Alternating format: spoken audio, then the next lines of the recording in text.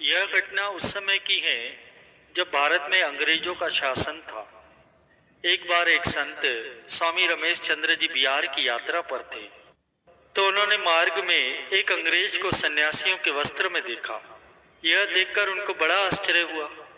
उन्होंने उस अंग्रेज के पास जाकर उससे पूछा, श्रीमान, आपने ये सन्यासियों का वेश क्यों धारण किया है? संत के ऐसा पूछते ही उस अंग्रेज की आंखों में आंसू आ गए। संत ने उससे पूछा कि क्या बात है भाई, आप रो क्यों रहे हो? तब अंग्रेज ने कहा, मेरा बहुत सा समय यूं ही व्यर्थ चला गया। मेरा जन्म भारत में क्यों नहीं हुआ, इसका मुझे बड़ा अफसोस है। आगे उस अंग्रेज ने बताया कि उसके जीवन में यह जो परिवर्तन आया है वह उस पर भगवान की एक विशेष गुरु को वीडियो लाइक करना, सब्सक्राइब करना प्लीज़। ये सब्सक्राइब बहुत ध्यान से सुनना, कमेंट में जय श्री धन जरूर लिख देना। वीडियो लाइक करना, सब्सक्राइब करना प्लीज़। कृपा है। संत ने उससे पूछा, क्या आप बता सकते हैं कि आपके जीवन में ऐसी कौन सी घटना घटित हुई जिसने आपके जीवन को ही बदल दिया? तब उस अंग्रेज ने बताया कि मैं एक इंजीनियर था। मुझे इंग्लैंड से बिहार में एक बांध बनाने के लिए भेजा गया था और उस बांध को बनाने की पूरी जिम्मेदारी मेरे ऊपर थी। मैंने यहाँ पर आकर बांध को बनाने का काम शुरू कर दिया। धीरे धीरे बांध बनने लगा। बांध अभी कमजोर था कि एक दिन बहुत जोर से मूसलाधार बारिश होने लगी। वह बरसात इतनी तेज थी कि उसे देखकर मैं डर गया। मुझे लगने लगा कि कहीं बांध बारिश के पानी के वेग से टूट न जाए। अगर ये बांध टूट गया तो मेरे साथ साथ इंग्लैंड सरकार का भी नाम खराब हो जाएगा और हमारे देश के नाम पर धब्बा लग जाएगा कि वहाँ के लोग काम ठीक से नहीं करते। बांध का निरीक्षण करने के लिए मैंने उसी बारिश में बांध पर जाने का फैसला लिया। इधर बारिश है कि रुकने का नाम ही नहीं ले रही और बांध में दरारें भी दिखाई देने लगी। दरारें देखकर मेरा तो मन बड़ा ही व्याकुल हो रहा था। मैं सोच रहा था, यदि ये बांध टूट जाएगा तो मैं भी इस बांध के साथ ही बह जाऊंगा और अपने प्राणों का विसर्जन कर दूंगा। यह सोचकर मैं उस बांध की तरफ बढ़ गया। रास्ते में मैंने कुछ मजदूरों को एक छोटे से छप्पर में बैठे हुए देखा। वे सभी मजदूर एक छोटी सी मूर्ति के पास बैठकर बड़ी ही मस्ती में भजन गा रहे थे। मैं भी उनके पास गया और उनसे पूछने लगा, आप लोग ये क्या कर रहे हैं? तब उन मजदूरों ने मुझे बताया कि ये हमारे भगवान श्री कृष्ण और राधा जी हैं। हम इनसे जब भी प्रार्थना करते हैं ये हमारी प्रार्थना सुनकर हमारे सारे दुख दूर कर देते हैं। मैंने उन मजदूरों से पूछा, क्या ये मेरा भी दुख दूर कर सकते हैं? मजदूर कहने लगे, यह सभी का दुख दूर करते हैं, यह हम सबके पालनहार हैं, इनका तो काम ही गुरु को वीडियो लाइक कर देना, सब्सक्राइब कर देना प्लीज़। है सभी का दुख दूर करना। आप हाथ जोड़कर इनसे प्रार्थना करके देखिए, आपकी भी प्रार्थना अवश्य ही पूरी होंगी। तब मैंने कहा कि मुझे तो प्रार्थना करनी आती नहीं है, इसीलिए आप सब लोग मेरी तरफ से ही प्रार्थना कर लीजिए कि ये बांध टूटे नहीं। अगर इस बारिश में ये बांध टूट गया तो मैं जी नहीं पाऊंगा। वे मजदूर कहने लगे कि हम भी प्रार्थना करते हैं और आप भी प्रार्थना कीजिए। इसके बाद मैं आंखें बंद करके भगवान श्री कृष्ण और राधा जी से प्रार्थना करने लगा। थोड़ी देर के बाद जब वह सत्संग पूरा हुआ तब उन मजदूरों ने मुझसे कहा कि आप बिल्कुल चिंता मत कीजिए, भगवान सब भला करेंगे। उन मजदूरों की बातें सुनकर मुझे कुछ तसल्ली हो गई, परंतु कुछ देर के बाद मैंने देखा कि शाम होने लगी थी और अब तो बारिश पहले से भी ज़्यादा तेज होने लगी। ऐसी भीषण बारिश को देखकर मेरा तो दिल ही बैठा जा रहा था। इस बार तो मैंने पक्का निश्चय ही कर लिया था कि अब यदि यह बांध टूटने ही वाला है तो मैं भी इस बांध के साथ ही बह जाऊंगा और इस बांध के साथ मेरा भी अंत हो जाएगा। यह सोचकर मैं उस घनघोर बारिश में उस बांध के ऊपर चढ़ गया और बांध के बीच में जाकर खड़ा हो गया। कुछ देर के बाद मैंने देखा कि बांध के नीचे दो छोटे बालक मिट्टी से खेल रहे हैं। उन्हें इस प्रकार खेलता देख मुझे बड़ा आश्चर्य हुआ। उनमें से एक बालक गोरा था और एक बालक सांवला था जिसने मोर मुकुट पहन रखा था। मैंने उन दोनों बालकों को जोर जोर से चिल्लाकर कहा कि यहाँ से चले जाओ, बांध के पीछे पानी बढ़ रहा है, यह बांध टूटने ही वाला है, तुम दोनों पानी में बह जाओगे। लेकिन वे दोनों बालक तो मेरी बात सुनने को तैयार ही नहीं थे। वे दोनों बालक मिट्टी उठा उठाकर बांध की दरारों में भर रहे थे। मैंने बार बार चिल्लाकर उन दोनों बालकों को वहां से जाने के लिए कहा, लेकिन वे दोनों बालक तो मेरी बात ही नहीं सुन रहे थे। तब मैंने बहुत जोर से मजदूरों को आवाज दी और उनसे कहा कि जल्दी से यहाँ पर आओ, देखो बांध के नीचे दो बालक खेल रहे हैं, उन्हें यहाँ से हटाओ। मेरी आवाज को सुनकर सभी मजदूर दौड़ते हुए मेरे पास आए। जब उन्होंने बांध के नीचे देखा तो उन्हें वहां पर कोई नजर नहीं आया। मजदूर कहने लगे, साहब वहां बांध के नीचे तो कोई भी नहीं है, आप किसे हटाने के लिए कह रहे हैं? तब मैंने उनसे कहा कि क्या तुम्हें वहां नीचे दो बालक मिट्टी से खेलते हुए नहीं दिखाई दे रहे? मजदूर कहने लगे, नहीं साहब, हमें तो वहां कोई नहीं दिखाई दे रहा। मैंने उनसे कहा, ध्यान से देखो, वहां पर दो छोटे बालक हैं, एक गोरा है और एक सांवला है, और उसने मोर मुकुट पहन रखा है। तब मजदूरों ने फिर से कहा, नहीं साहब, हमें तो वहां पर कोई बालक खेलते हुए नहीं दिखाई दे रहे। मैंने कहा, ऐसे कैसे हो सकता है? जब वह बालक मुझे दिखाई दे रहे हैं तो तुम सभी को क्यों नहीं दिखाई दे रहे? वे दोनों बालक मिट्टी उठा उठा कर बांध की दरारों में भर रहे हैं, ये सब तुमको क्यों नहीं दिखाई दे रहे? अब तो मजदूरों को समझते देर नहीं लगी। वे कहने लगे, साहब लगता है भगवान ने आपकी प्रार्थना सुन ली है। वे दोनों बालक और कोई नहीं है, भगवान श्री कृष्ण और भाई बलराम जी हैं। यदि वे इस बांध की दरारों में मिट्टी भर रहे हैं तो निश्चिंत हो जाइए, अब इस बांध को कुछ नहीं होगा।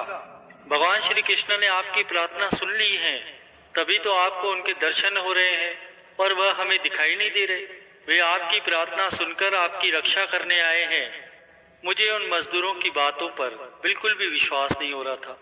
कुछ देर के बाद जब मैंने देखा कि जहां पर वे दोनों बालक खेल रहे थे वहां पर अचानक एक बहुत तेज प्रकाश हुआ और वे दोनों बालक गायब हो गए। यह चमत्कार देखकर मैं तो बेहोश ही हो गया। मेरे बेहोश होते ही वे सभी मजदूर मुझे उठाकर मुझे मेरे बंगले पर ले आए। जब मुझे होश आया तब तक सुबह हो चुकी थी। सुबह मुझे मालूम हुआ कि पूरी रात बहुत ही तेज मूसलाधार बारिश हो रही थी और ऐसी भीषण बारिश जस का तस खड़ा था, उसे कुछ भी नहीं हुआ था। ऐसी भीषण बारिश में उस अधपके बांध का टिके रहना असंभव था। यह भगवान की ही कृपा थी जिससे उस बांध को कुछ भी नहीं हुआ। इस घटना के बाद मैंने विचार किया कि स्वयं भगवान श्री कृष्ण ने मेरी प्रार्थना सुनी और मेरे बांध की रक्षा करने आए। इसके बाद तो मेरा सांसारिक जीवन से मोह ही भंग हो गया और मैंने सब कुछ छोड़कर भगवान श्री कृष्ण की भक्ति करने का निश्चय कर लिया। उसी दिन मैंने अपनी सरकारी नौकरी से इस्तीफा दे दिया और अपना सारा जीवन भगवान को समर्पित करने का निश्चय कर लिया। उस दिन के बाद मैं सब जगह भगवान श्री कृष्ण की खोज में रहता हूँ और मैं एक बार फिर से भगवान श्री कृष्ण की वही मनमोहक छवि देखना चाहता हूँ। इसीलिए मैं हर समय उन्हीं का ही भजन करता रहता हूँ। भगवान का भजन करके उनका नाम लेकर मुझे अपार शांति का अनुभव होता है। ऐसा बताते बताते उस अंग्रेज की आंखें एक बार फिर से सजल हो गई। प्रेमियों, यह घटना भारत की आज़ादी से पहले की एक सच्ची घटना है। इससे हमें ये पता चलता है कि यदि हम भगवान को सच्चे हृदय से पुकारें तो भगवान अपने भक्तों का मान रखने किसी न किसी रूप में अवश्य ही आते हैं। ऐसे ही मेड़ता के नरेश थे राव जयमल, जो कि भगवान श्री कृष्ण के अनन्य उपासक थे। उन्हें भक्ति के संस्कार अपनी बहन मीराबाई से प्राप्त हुए थे। मीराबाई राव जयमल के चाचा की लड़की थी। दोनों भाई बहन की आयु में अधिक अंतर नहीं था। उस समय राठौड़ों में मेड़ता सियासत सबसे बड़ी थी। राव जयमल मेड़ता के ही नरेश थे। वे प्रतिदिन 10 घड़ी यानी 4 घंटे तक एक आसन में बैठकर भगवान श्री कृष्ण की उपासना किया करते थे। यह उनका नित्य का नियम था। उनकी उपासना में कोई व्यवधान न पड़े, इसलिए उन्होंने अपने राज्य में यह आदेश जारी कर रखा था कि यदि इन 4 घंटों के दौरान कोई भी उनकी उपासना में बाधा पहुंचाएगा तो उसे मृत्यु दंड दिया जाएगा। अब नरेश जयमल का एक रिश्तेदार था, वह भी राजा था, जिसका नाम था नरेश मालदेव। वह राजा जयमल से शत्रुता रखता था। राजा मालदेव एक अत्यंत ही शक्तिशाली राजा था। वह मेड़ता पर अधिकार जमाना चाहता था। उसे अपनी जीत का पूरा विश्वास था। राजा मालदेव ये जानता था कि जयमल 4 घंटे तक भगवान श्री कृष्ण की भक्ति में लीन रहता था, इसलिए मेड़ता पर आक्रमण करने के लिए उसने उस समय को ही चुना जिस समय नरेश जयमल भगवान श्री कृष्ण की उपासना में लीन था। राजा मालदेव ने मेड़ता के किले को चारों तरफ से घेर लिया। मेड़ता के सेनापति को जब इस बात का पता चला तो वह तुरंत राजा जयमल के पास पहुंचा, लेकिन उस समय तक जयमल पूजा में बैठ चुके थे। सेनापति को राजा के अंगरक्षकों ने दरवाजे पर ही रोक लिया और उनसे कहा कि महाराज इस समय पूजा में बैठ चुके हैं, इसलिए इस समय आप उनसे नहीं मिल सकते। अब इस संकट की घड़ी में राजा जयमल को युद्ध की सूचना कौन देता, क्योंकि यदि कोई भी उनकी पूजा में बाधा पहुंचाता तो उसे मृत्यु दंड दिया जाता। इसीलिए सेनापति ने राजा जयमल की माताजी से विनती की, जो कि राजमाता कहलाती हैं, और उनको राजा जयमल के पास आक्रमण की सूचना देने के लिए भेजा गया, क्योंकि माता तो परम आदरणीय होती हैं और किसी भी परिस्थिति में दंड के योग्य नहीं होती। माता ने जाकर राजा जयमल से कहा कि बेटा जयमल, हमारे किले को शत्रु ने चारों तरफ से घेर लिया है, सेनापति के लिए क्या आदेश है। तब जयमल ने हाथ के इशारे से कहा, सेनापति से कहो कि युद्ध के लिए जाएं, मैं पीछे पीछे आ रहा हूँ। तब राजा जयमल की माता ने सेनापति को राजा की आज्ञा सुना दी। सेनापति ने तुरंत सेना तैयार की और युद्ध के लिए निकल गए। उन्होंने राजा मालदेव की सेना से भीषण युद्ध किया। इस युद्ध में मालदेव की सेना के पांव ही उखड़ गए, उन्हें पीछे लौटना पड़ा। इस तरह से राजा जयमल की सेना यह युद्ध जीत गई। सभी सैनिक राजा जयमल के जयकारे लगाने लगे। कुछ देर के बाद जब राजा जयमल अपनी पूजा खत्म करके बाहर आए तो उन्होंने जयकारों की आवाज सुनी। तब राजा जयमल ने सेनापति से पूछा, क्या हमारी सेना युद्ध जीत गई? सेनापति कहने लगा, महाराज आप भी अच्छा मजाक करते हैं।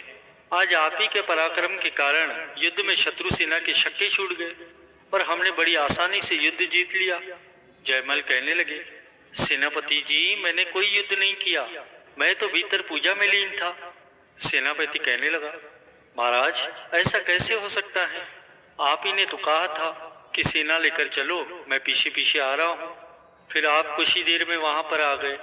आप ही ने तो हम सभी का इस युद्ध में नेतृत्व किया और आप ही के पराक्रम और रणनीति के कारण हमने इस युद्ध में विजय प्राप्त की है। सेनापति की बात सुनकर राजा जयमल तो हैरान हो गया। मन में विचार करने लगा, मैंने तो कोई युद्ध किया ही नहीं, मैं तो पूजा में लीन था। ऐसा विचार कर राजा जयमल महल के भीतर मंदिर की तरफ दौड़ पड़ा। उसने मंदिर में जाकर देखा कि भगवान श्री कृष्ण की मूर्ति से पसीना टपक रहा है। भगवान श्री कृष्ण की मूर्ति के दोनों कानों में कुंडल पहनाए गए थे, लेकिन उस समय मूर्ति का एक कुंडल गायब था। राजा जयमल ने तुरंत उस खोए हुए कुंडल की खोज करवाई। बहुत खोजने के बाद रण क्षेत्र के बीच में राजा जयमल को वो कुंडल मिल गया। यह देखकर मेड़ता के सारे लोग आश्चर्यचकित रह गए, क्योंकि इस युद्ध में राजा जयमल के स्थान पर स्वयं भगवान श्री कृष्ण ने राजा जयमल का रूप धारण कर युद्ध किया और विजय प्राप्त की। भगवान श्री कृष्ण ने पूजा में बैठे अपने भक्त की रक्षा के लिए स्वयं रण क्षेत्र में उतरे और शत्रुओं से युद्ध किया। जिस स्थान पर भगवान श्री कृष्ण का कुंडल पाया गया था ना, उस स्थान का नाम कुंडल रखा गया और आज उसी स्थान पर एक तालाब है जिसका नाम कुंडल सरोवर है। गुरु को वीडियो लाइक करना, सब्सक्राइब करना प्लीज।